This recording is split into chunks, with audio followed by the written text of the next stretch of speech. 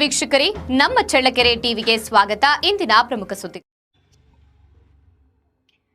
ಚಿತ್ರದುರ್ಗ ಜಿಲ್ಲೆ ಚಳ್ಳಕೆರೆ ತಾಲೂಕಿನ ನಾಯಕನಹಟ್ಟಿ ಪಟ್ಟಣದ ಡಿಕೆ ಅರ್ಚನಾಗೆ ದಾವಣಗೆರೆ ವಿಶ್ವವಿದ್ಯಾಲಯ ಗಣಿತ ಅಧ್ಯಯನದ ವಿಭಾಗದಲ್ಲಿ ಪಿಎಚ್ಡಿ ಪದವಿಗೆ ಭಾಜನರಾಗಿದ್ದಾರೆ.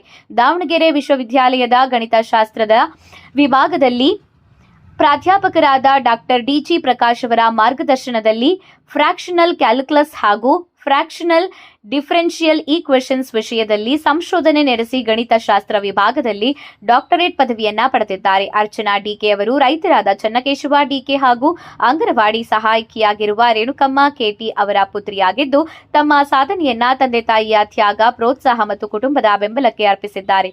ಗ್ರಾಮೀಣ ಹಿನ್ನೆಲೆಯಿಂದ ಬಂದಿದ್ರು. ಶಿಕ್ಷಣದ ಮೇಲಿನ ಅಪಾರ ಆಸಕ್ತಿ, ಪರಿಶ್ರಮ ಹಾಗೂ ನಿರಂತರ ಅಧ್ಯಯನದ ಮೂಲಕ ಉನ್ನತ ಸಾಧನೆ ಮಾಡಿದ್ದಾರೆ.